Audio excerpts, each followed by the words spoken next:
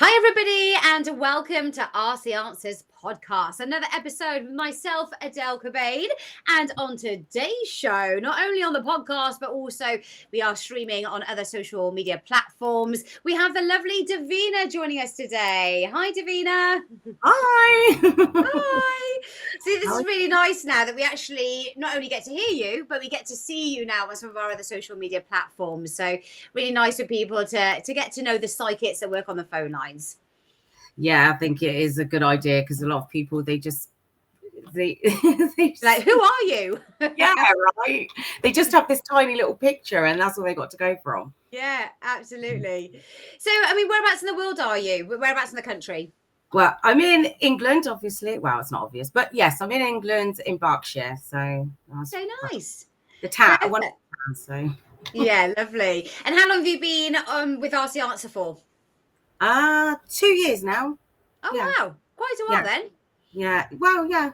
Doesn't feel like that long though. Are you enjoying it? I love it. I actually really love it. I get to do what I'm doing. Yeah. Right. And have you been obviously doing it way before obviously coming on to Ask the Answer? This is something that I assume hasn't just happened overnight. It's something that's been a bit of a process or a bit of a journey for you. It's been a very long journey, actually. Doing readings and with the cards, that started when I was about 17. I got into that. Okay. It was funny because me and my friend actually bought each other a tarot deck. It was the same one. So you both bought each other the same cards? Yeah. So that's how that started. But I've always had gifts. So from a very young age. So it's just been really, a bit of a journey that's got me to here. Really. And so what was it that initially made you both get yourself a deck of cards? Was it just something you were both into, or was it synchronicity? How did that unfold? I would have said it must have been synchronicity. I mean, this is nearly 30 years ago now, so I remember a little bit hazy, but it must have been synchronicity. But we talked about stuff like that. I've always been around spiritual people, so it's quite normal for me to talk about these sorts of things. And we were just talking about, different things. And we was like, yeah, tarot cards. And we ended up getting each other the exact same deck. Oh, nice.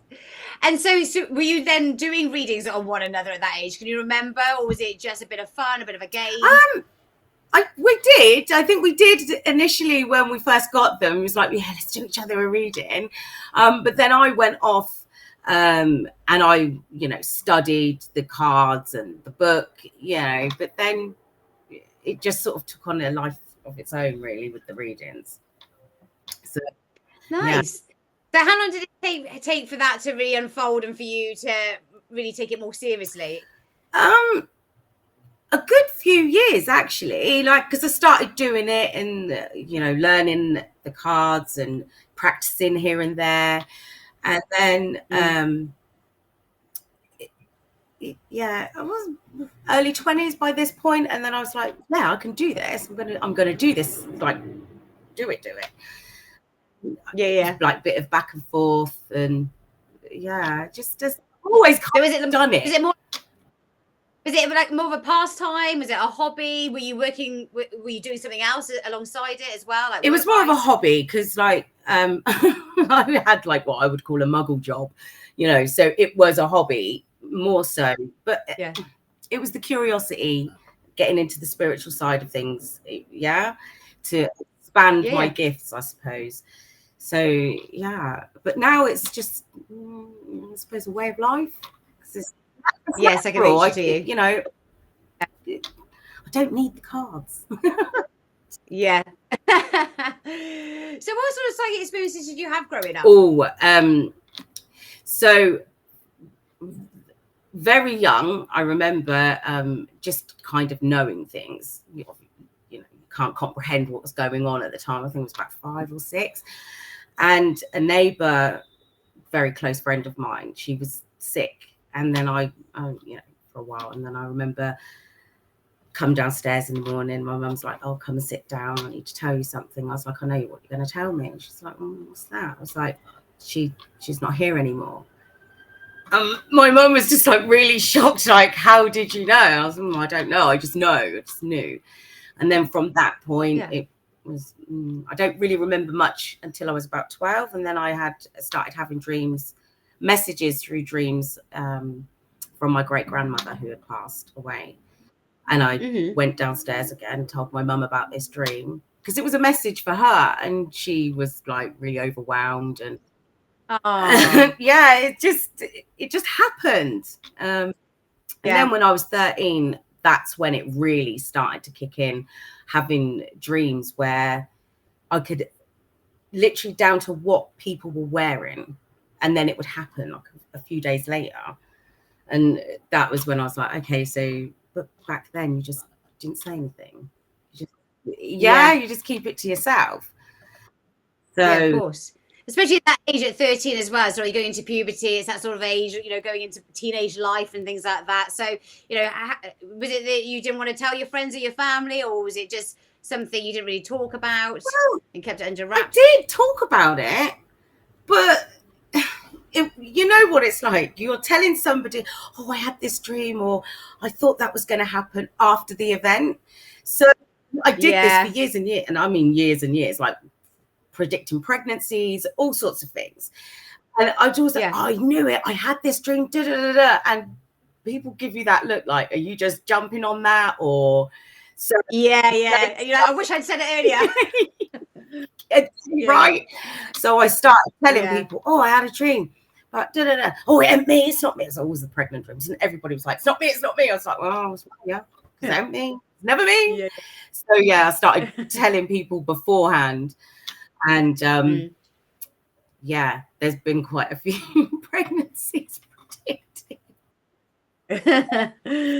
Brilliant. And you said you don't have to work the cards now, but was the cards sort of a bit of a crutch, or a bit of a way of opening up to the spiritual world when it was early on for you? I think because obviously you grow and you develop as you go along, right? It was more because I read energy, and it's more of a way of focusing on what is more important, I suppose, instead of getting all this information in, and you're like, okay, what do I tell them? You know, where do I start? So with the cards, it's more a case of, right, okay, this is what needs to be talked about, or this is what needs to be brought up, whatever the case may be, and I can direct and focus on one thing or whatever's there. Then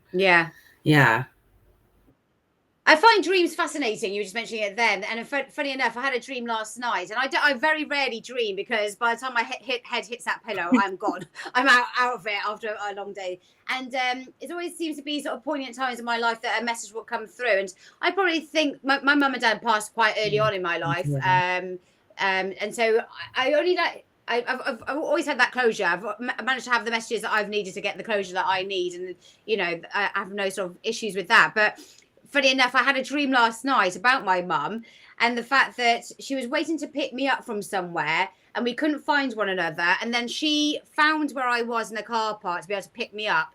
But then she drove her car almost... She put her foot on the accelerator instead of putting it on the brake. And she went into another car, pushed that car off the cliff, and then she went off the cliff and went down. I ran over to her. My mum got out and she was fine, and we reunited. I don't see that as a traumatic thing, but I'm just thinking, it's my birthday on Wednesday, and I'm thinking, is my mum trying to let me know that she is close? Because she never comes in my dreams, and then suddenly she came into my dreams last night. Unless she's telling me to slow down in my life, I don't know what it is, but she never comes in my dream, and suddenly she appeared in my dream last night. Well, I would have said, yeah, she wants you to know something, and like you said, and it was you were very focused on that bit. She accelerated instead of braking. Like, you knew exactly what she was doing, what she was supposed to be doing. Therein lies the specifics. Like, so yeah, maybe she is trying to tell you to slow down. Like, because you see, it just happens, right? No, it just happens. I love it. Slow down, she's saying. You don't want to catch up with her. Goosebumps now, so I know that's the message. Slow down because you don't want to catch up to her. So I don't know, whatever it is you're doing, slow down. Interesting. Wow. Okay. Even though she'll catch you, even though she'll be there.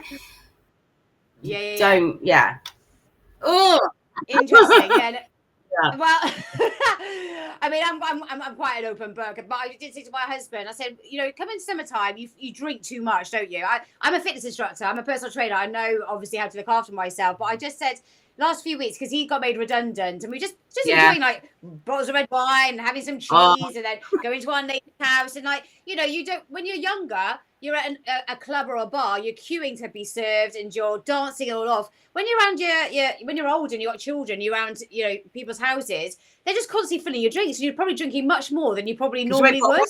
And so I'm not a big drinker, but when I do, I'm all or nothing. And I even say to my husband, I said, I need to slow down the drinking. Definitely, you know, having too much recently. It's only the start of summer. I'm not an alcoholic, but definitely drinking more than I should. And maybe she say just calm down the partying a bit because I need to focus on what I need to do. So, and also again, being open, I've got a rare heart condition, and so my children. So we shouldn't be drinking to excess, and you know, shouldn't be dehydrating and all those sort of things that we get told. We should be having curries late at night. You know, all the things I've probably done my entire life, but it's stuff that they say could be a trigger to blocking the heart. So yeah, maybe that could be a sign, because she passed away from a heart attack as well. So I would definitely take that message on board, and maybe it's just need to get a little bit healthier and look after myself a bit more, possibly. Even though I do hours of gym classes a week, maybe I just need to be refueling myself a little bit better. Yeah, well, you look good though, so you must be doing something right. Oh, bless you. But I love that though. Again, that side, that what you just said there. It is because when you don't have your parents around, you haven't got someone putting in your place and reining it back in sometimes. So for that to come through yesterday, that's a bit of a reality check. It's nice.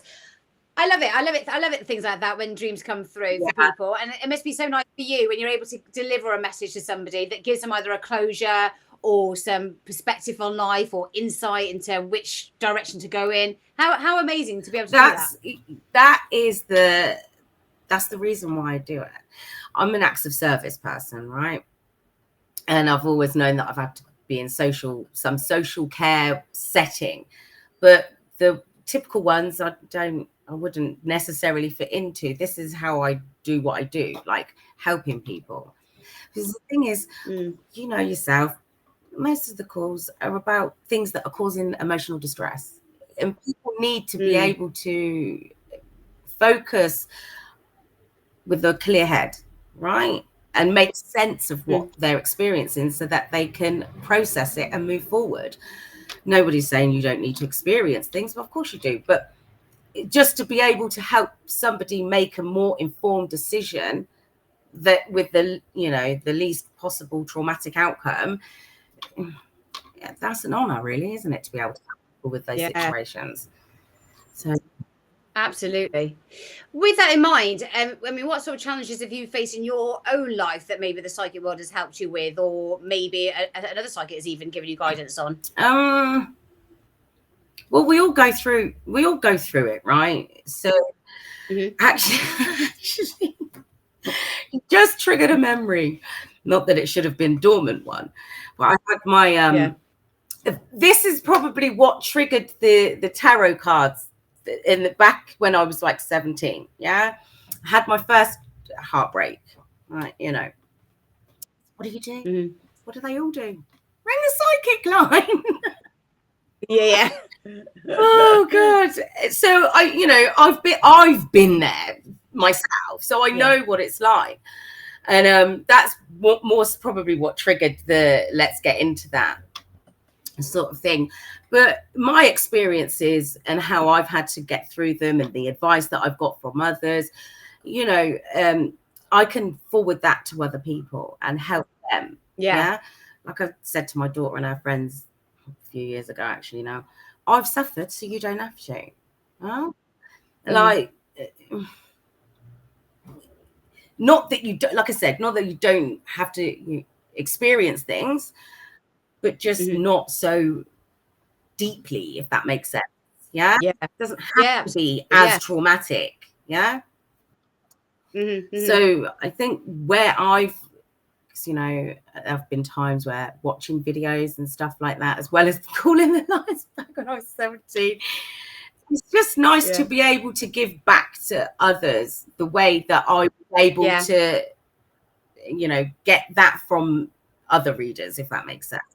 Yeah. No, absolutely. And I think people listening and being able to see this is to know that yes, you're a psychic, but you're also a real person that goes through your own challenges and you've been there yourself. And that's what brings that trust and that empathy with people, because it's not just a computer giving you an answer.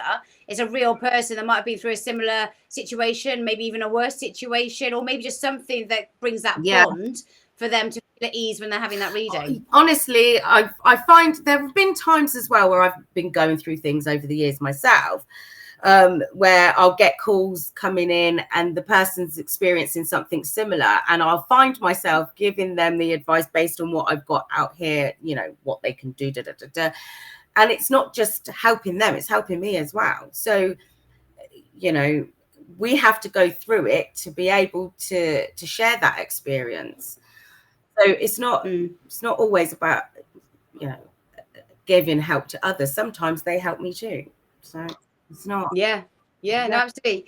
Yeah, even just like you said, even having readings and delivering that message, there's always something that you can take away from it as well, isn't it? It's like in life, as much as you might give somebody else advice and guidance, again, there's going to be something that you could probably learn from that person as well, whatever that might be. Always. Yeah, everyone's always because even, you know, they have a different perspective of what they're experiencing, and they'll be like, oh, I didn't really see it like that before, so that's, you know, or oh yeah, that's something to consider.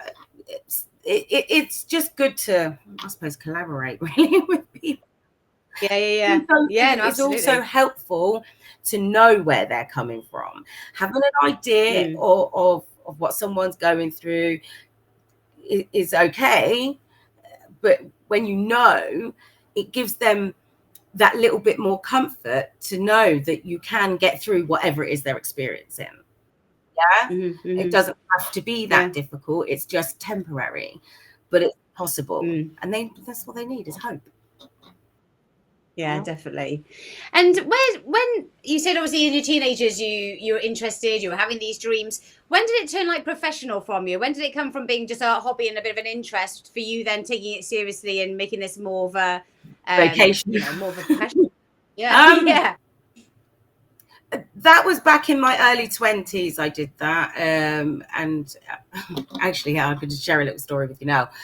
Back in my early 20s, I was very naive, inexperienced, even though I was around spiritual people.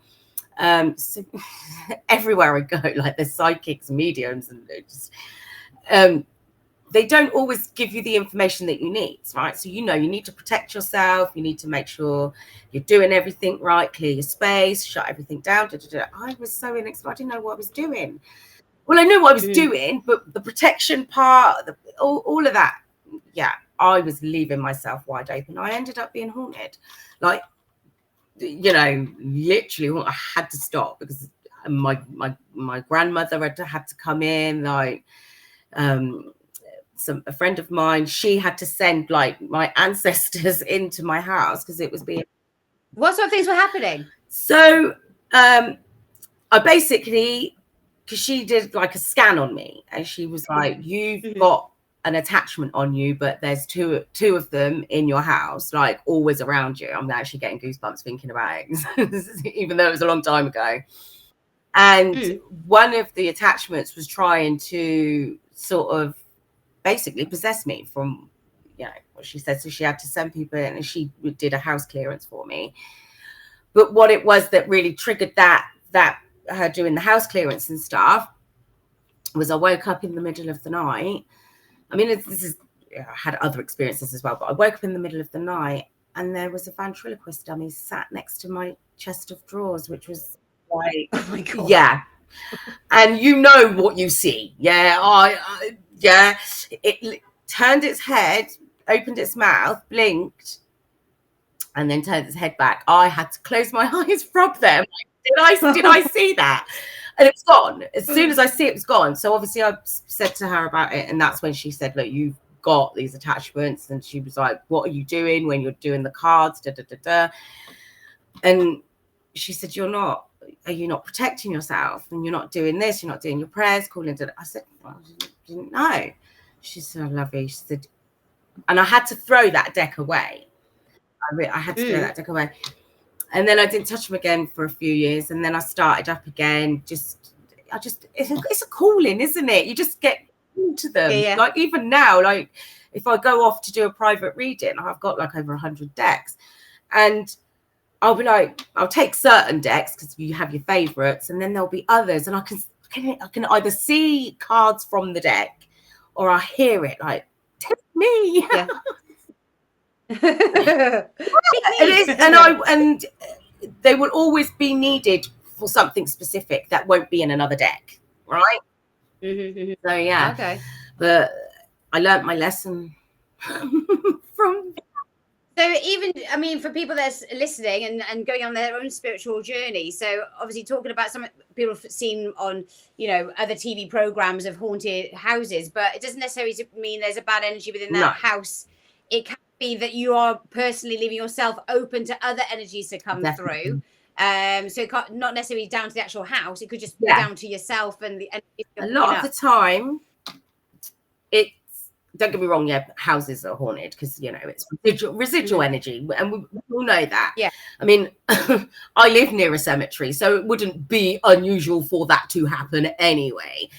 But when it comes to things like that, in that sort of situation, they're drawn to your energy, and they're always looking for some bright light. And you do have to protect yourself. It's your set. You need to protect yourself. Because it doesn't matter whether it's you that's being haunted or attacked, however you want to look at it, or it's the house. You still need to be protected. You're like an open channel where any messages or any person because we're conduits, right? We are the channels. So that energy's got to come through us. So we're opening the door. It's like when we're doing a reading for someone, they don't realize, and that's why I say to some people that I speak with, you've given me permission to go in your energy, to go and have a look around in your energy. Now I'm respectful of that, privilege you've given me, and I will only go where I'm directed to go. I won't go snooping anywhere else. But that's not to say that other people don't. Everybody needs to protect themselves, because you give permission, all bets are off. So how does one go about protecting themselves? Is it like a meditation, a visualization? Is it using things, crystals? I don't know. How do people protect themselves? Or is I think everybody's different. Everybody has their own different rituals, what works for them. Me personally, I will call in like archangels, my ancestors, and of the highest white light. And I'll burn my sage, and I've got crystals, keep them cleansed. But everybody's different. Some people will do rituals, some people will do like like you said, meditations, they wear certain things, or everybody's different. It's whatever works for you, right? So I say to everybody, do what you're comfortable with. So it doesn't have to be what I do, because that's just what works for me. Find what resonates, really. Yeah. And is it something that runs in the family? Were your parents spiritual? Is your daughter spiritual? Has it carried on? I mean, what's it been like in your own family? My parents, my mum, like them people that just don't really know they have them gifts, but they've got them anyway, right? My mum has them. She's very, very intuitive, but she doesn't it's just how she is. It just accepts that. My dad, he's very like, oh no, like let's just leave that alone. Black and white. Both my children, my son and my daughter, they are quite spiritual. My son's very curious in about certain things, and he is quite open-minded as well. You can have some really, really deep discussions with him. And my daughter, she's got gifts, but sometimes she shies away from them. But she's in her early 20s, so that they're developing. But I'm going to keep it going forward, because and my sister is as well. She's very intuitive too. But again, it's just how they are. So it's normal to them. And it is so nice when people are open-minded and, want to listen and want to hear, and they are curious, because, again, that whole personal growth and that developing, if you're quite shut off, it's hard to have that conversation with people. When people come through, I imagine even on the phone lines or when you meet them in the everyday life, as long as they're open and they're willing to listen, that's all you can ask, really. Whether they take on that information or not that you give them is down to them at the end of the day. But I think it's a good start if they are able to open up and listen to it. Oh, 100%. I mean, even though my parents weren't like openly spiritual like that, I wasn't ever really shut down if I had anything to say, or if I wanted to talk about my dreams, or or anything like that. They just accepted what I was saying, like not in the way like, oh, shut her up sort of thing, but I wasn't told, oh, don't be so ridiculous, that's just silly. Oh, what, I wasn't made to believe that it wasn't real, or what I was experiencing wasn't real. So that's a good thing, really. Yeah, absolutely. And what other things have you done with your psychic ability over the years? Because obviously you said you were part of Ask the Answer. You started exploring it more in your 20s. But have you worked on other phone lines? Have you done some people do obviously the haunted side of things. Some people do radio shows, magazines. I mean, what other bits and bobs have you done? So not that long ago, I did do a YouTube channel on TikTok. It did quite well, actually. And then I stopped because menopause started and it wasn't really very kind. Oh, bless you. I had to recalibrate myself and reset myself, right? I'm probably going to get back to it soon. And I really enjoyed doing the collective readings. It was brilliant. It was exciting because you can reach so many more people, right? Yeah. And people are seeing you doing that reading live, and then they're responding in the messages. Yeah. I used to get loads of messages. Get emails now as well, like, where did you go? Please come back. Like, it's be yourself, right? You don't have to censor everything. Well, obviously be respectful and ladylike, but you can say what needs to be said. You're not going to be censored or told off or banned. Well, we got to be. You know what I mean? It's a lot easier to just deliver it if you're not confined. It was fun. I used to do like sometimes tarot parties. People would book me for a tarot party and stuff like that. But I've always kind of used my psychic insights, abilities, and the telepathy comes in handy from time to time. To help people anyway, even to the point where one of my friends, she got with the new guy. She kept trying to get me to come around when he was there. Why do you want me to meet him so much? She said, no, but you've got to meet him. I said, you want me to read him, don't you? She was like, yes, I need to know. Oh, yeah. People want to get to the destination. Well, and the thing is, it's no different to when somebody calls up and says, oh, I've just met this person, and I'll read the energy, and I'll just tell them whether they're looking for something serious, whether they're, in a non-committal energy, or whether they're on hold because of whatever, And I'm like, but the choice is yours. Yeah. I'm giving you the information that I'm picking up on and what I'm seeing here. If you want a temporary situation, take it. If you want something more long-term, go in a different direction. Do what you can live with. Yeah, Make absolutely. An choice. And absolutely. Do you feel that you are where you want to be now with your psychic work and helping others, or is there more that you want to achieve and explore yourself? I'm happy with where I am right now, but it's not, like you said, it's not a final destination. Where the journey's ongoing anyway. But I don't know, I wouldn't necessarily to expand, because everything just grows anyway, doesn't it? And evolves as you go. I think for now I'm doing what I can. But if something comes to me, oh, I must go off and do this and do it, then I will go down that path.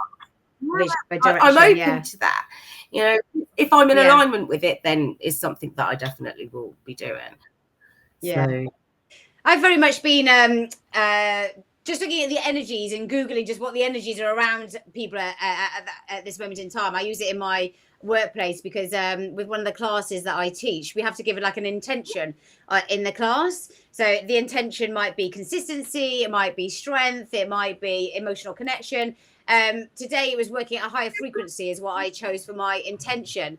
And the class was electric. It was full of energy. We really smashed it. Gave them a good beasting, but they loved it. And I was like, just keep that energy, that high frequency today. And we just sort of switch up all the time. But I'm very much looking at, daily, like what's the energy out there at the moment? What should we be focusing on? And just trying to home in on what people can relate to and how it can possibly move forward, or for them to work with the right energies rather than going against it, even if it might not be the right energy, so to speak, as in the fact that you need to stop, reflect, it might not be the right time to take action. There's still a positive because we're aware of it, and we know then, okay, let's not get too, heated up that the fact that we haven't heard from somebody today, or that we haven't heard back from that job interview. If we know things are going on, we can work with it. And that's what I always find so interesting about the psychic world and speaking to psychics like yourself, or just doing some research, working with that energy, so you're riding that wave rather than going against it. Do you know something, actually, saying that made me realize I've always been interested in astrology, always. That just but that is something that I would like to delve more into. I think I know enough to get by. And then one of my regular callers, I love her so much, she's like, absolutely, she starts talking about the planets, the constant, all of it. And I am just like, oh my God, it's so fascinating. I could listen to hours.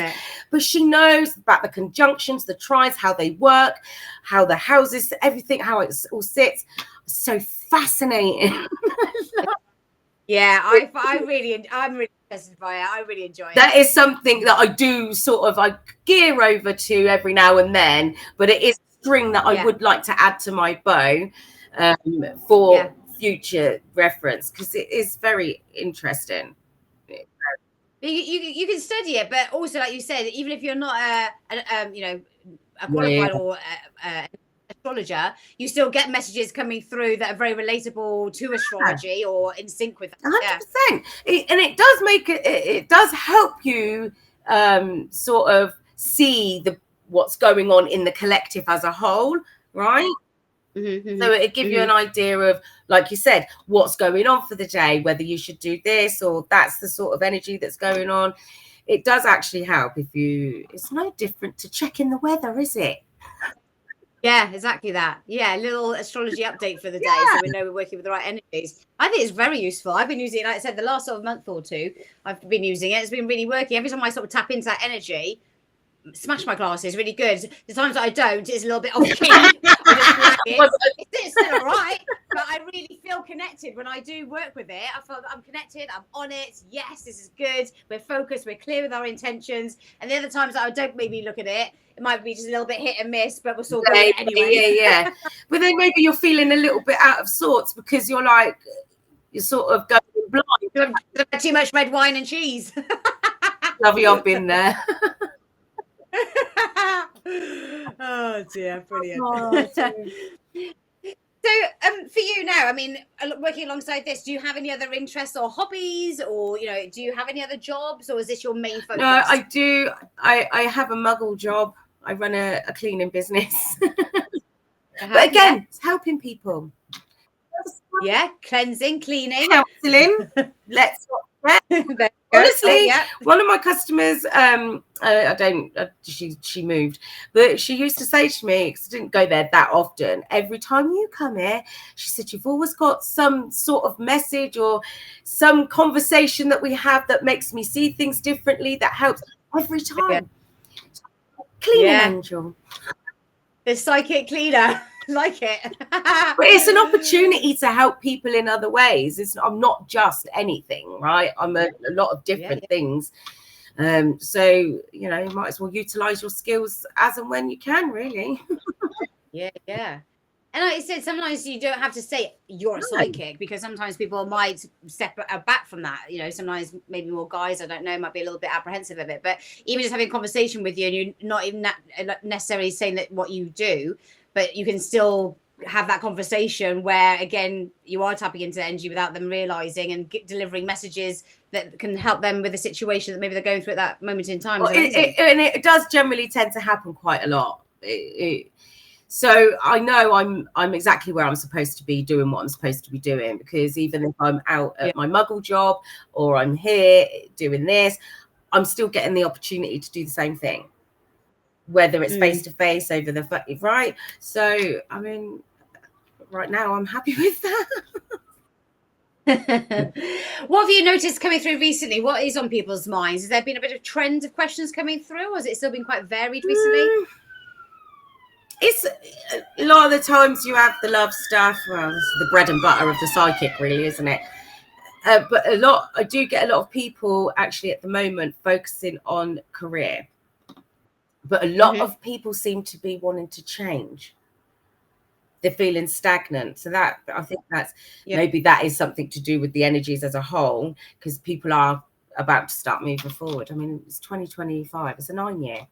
So next year will be a 10-year, drop the zeros back to 1, right? So it's start again. So this year is about getting things in order, getting ready for that fresh start, right? The clear out, So next year, new beginnings, new starts. Well, that's how I'm seeing it anyway. Jobs. Yeah, like a 9-year cycle. Yeah. So it's they're like, what do I do? Are you happy? No, move then, leave. Yeah. You're thinking about it for ages. Do it. Yeah. But and it is for a lot of people, isn't it? Coming out the comfort zone. People don't like change, but again, that's where growth comes from: change and coming out your comfort zone and opening new doors. Oh yeah, definitely. Doing things that you wouldn't normally do, or doing things that you would love to do but thought you couldn't. You've got to at least try, because there's and even that new energy, you know, whether you go to work in a different route, or you try a different fitness class, or, you know, you speak to somebody you haven't spoken to before, you know, all these things open new doors and new possibilities and new opportunities. So yeah, just mixing it up sometimes and coming out of that comfort zone and trying something different. People have to try it, you know, at least once. It's that same thing, you know, where you build up in your head what's going to happen when you go out, and I don't want to go, and then you try to talk yourself out of it, and then you go in the end anyway, kind of like a tantrum, and then you ended up having a brilliant time.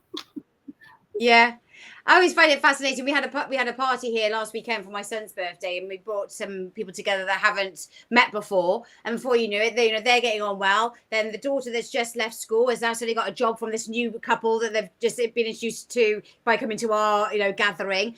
So again, meeting new people, talking to people, giving new opportunities for their children, or whether it's yourself, all these things can happen. I mean, people hide themselves away, or they get stuck in their comfort zone, don't they?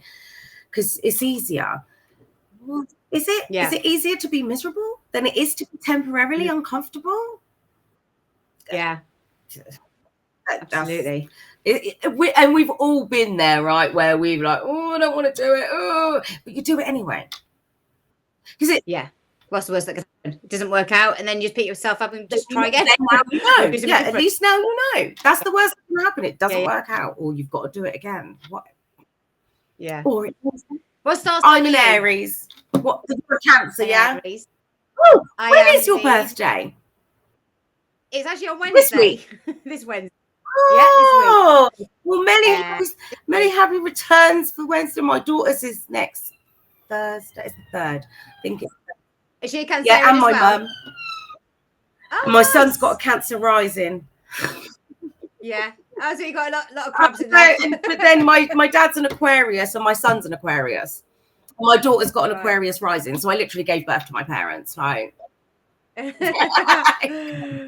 Oh, brilliant. Oh, dear. Good times. So I mean, is there anything that you would like to say to people that have never had a psychic reading before, or maybe never spoken to you before? Just maybe put them at ease before they try you out.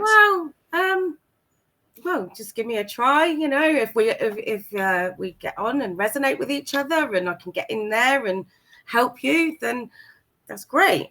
Don't be scared. Don't be scared. That's what a lot of people are. They're scared of, like, the unknown. It's like, we're just having a chat. Like, don't worry.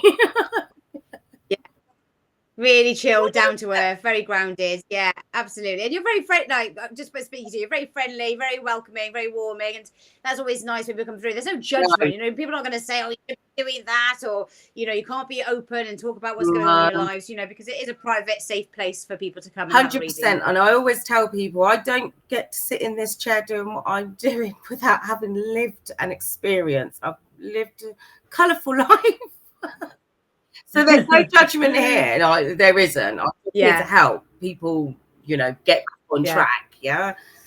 So yeah, judgment-free zone. Tell us more about this colourful life. Or is that for that's for a different podcast, maybe? Maybe not an Ask the Answer one. Brilliant. Well, Divina, it's been so lovely speaking to you today. Thank you so much for taking that time out for people to get to know you and the ways that you work and what to expect. I'm sure you're going to be inundated with calls, but lovely to catch up with you today, and all the best for the future. Hopefully we'll catch you another too, time. Adele. Thank you very much for having me. It's been an absolute pleasure. Yes, it's been lovely to speak with you again. Have a lovely birthday on Wednesday. I will do. Thank you very much, Divina. Take care. Oh, Divina, quickly, what's your PIN number for people that are listening? Do you know your head? 740. I think, or it's 7000041. Yeah, that's correct. 7000041. There we go. Amazing. Thank you very much, Divina.